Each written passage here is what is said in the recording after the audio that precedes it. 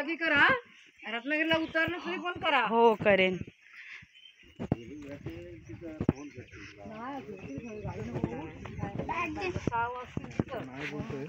रात्री आहे म्हणजे कितीतरी. काय आहे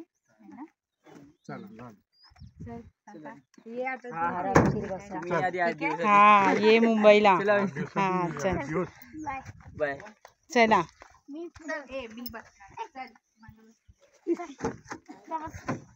बसा बसा बसा. बस मी बसू.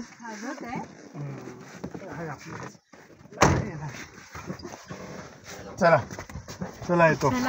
चला बाय बाय कर Sonu. Bye bye bye bye bye. चला चला येऊ परत. हा करतो. चला बाय.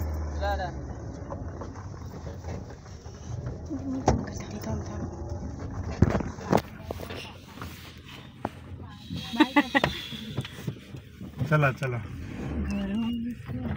गाडी तापली बसून होती ना ठेवली. Hey guys, hello everyone, welcome back to my channel. तर आम्ही निघालो आहोत मामाच्या घरातून आणि चाललो आहोत बस डेपोला आणि तिथून मग आम्ही बस घेऊन जाणार आहोत रत्नागिरी स्टेशनला. कारण आम्ही आलो तर होतो राजापूरला, पण मामाच्या गावातून रत्नागिरी स्टेशन जे आहे ते जवळ आहे, त्याच्यामुळे मग बस घेऊन रत्नागिरीला जायला हे बरं पडेल. आणि रत्नागिरीला गेलो की मग आपण लवकर पोचू घरी. आणि तिकीट पण जी होती ती आम्ही रत्नागिरीवरूनच काढलेली. जायची जे तिकीट होती ती राजापूरची होती आणि यायची होती ती रत्नागिरीवरून होती. तर आता आम्ही बसमध्ये बसलेलो आहोत आणि रत्नागिरी स्टेशनला पोचलेलो आहोत. रत्नागिरी स्टेशन जे आहे ते एवढं छान झालं आहे ना, पूर्ण इंटिरियर त्याचं चेंज झालं आहे. मी 2 वर्षापूर्वी गेलेली तेव्हा असं काहीच नव्हतं, पण आता पूर्णपणे चेंज झालेलं आहे. एवढं स्वच्छ आहे आणि एवढं छान आहे ना.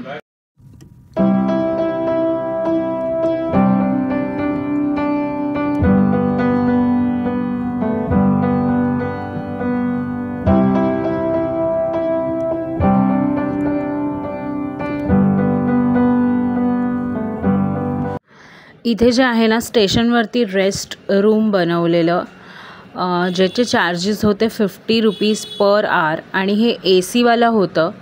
आणि मोस्टली ज्यांना ट्रेनला लेट आहे किंवा ज्यांची ट्रेन लेट असेल तर ती लोकं मोस्टली बसलेली. आणि स्टेशनला पोचून ह्या दोघींची मस्ती बघा कशी चालू आहे. स्लोप आहे तर त्या स्लोपवरून हे लोकं पळतात. मस्ती करायचं, मुलं जे आहे ना जिथे जातात तिथे मस्ती करतात. सो रात्रीचे वाजले आहेत 9:15. येस, आम्ही रेल्वे स्टेशनवरती आहोत आणि गाडीची वाट बघतोय. सो चला बघूया गाडी कधी येणार आहे. असं वाटतं की कधी घरी जाऊ आणि कधी आराम करू. बाहेर झोप नाही येत जागा बदलल्यावर आणि खूप चेंजेस होतात ऑब्व्हियसली. गेल्या 2 दिवसापासून मी झोपली नाही आहे कम्फर्टेबली जसं घरी झोपतो. Of course home is home, my sweet home.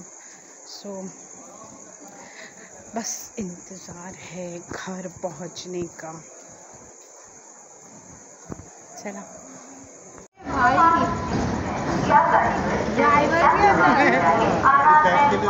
जानवर होतं. टायगर.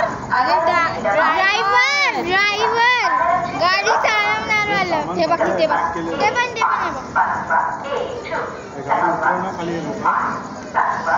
गुड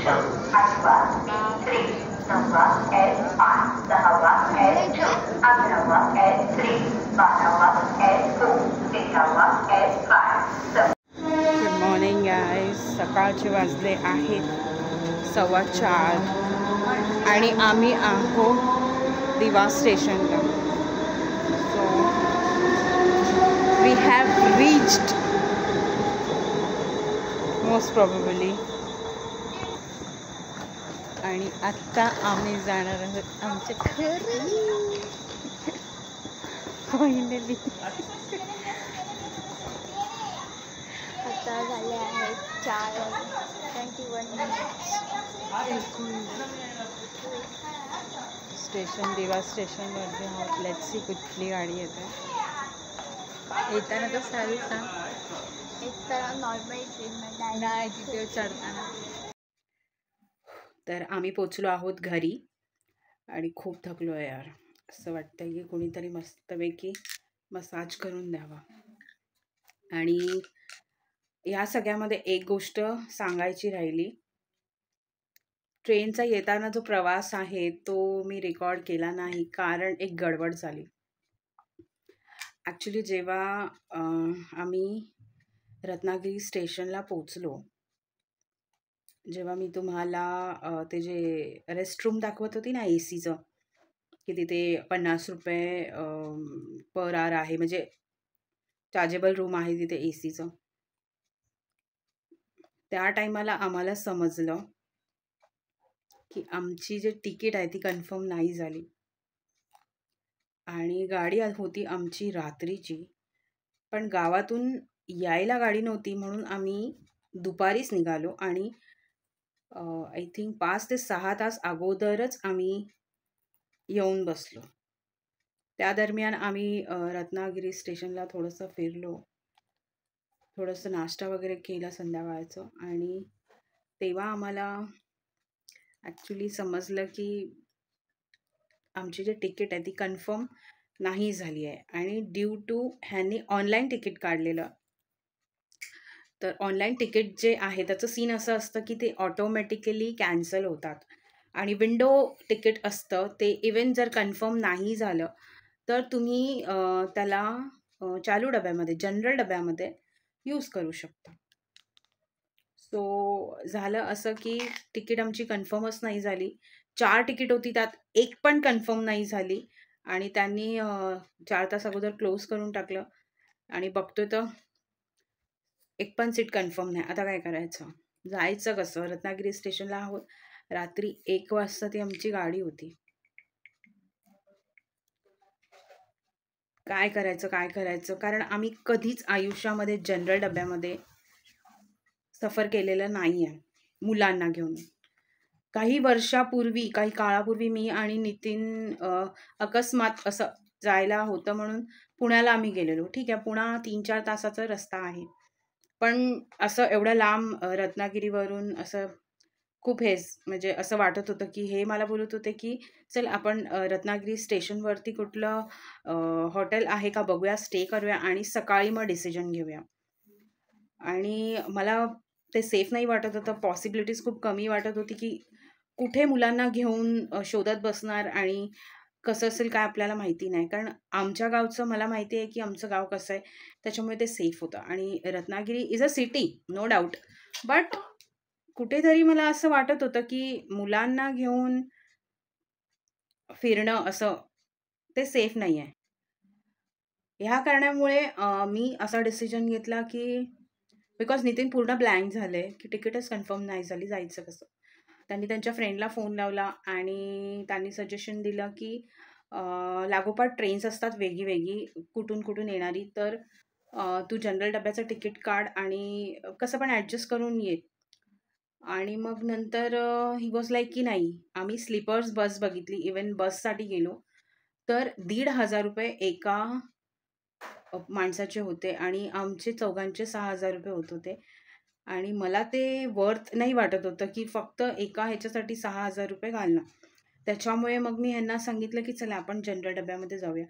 आणि आम्हाला असं वाटलेलं जनरल डब्बा म्हणजे कुत्र्या मांजरीसारखी गर्दी असेल, बट टोटली उलटं झालं. आम्ही डब्यामध्ये चढलो, आम्हाला सीट्स भेटले, आम्ही छानपैकी बसून आलो.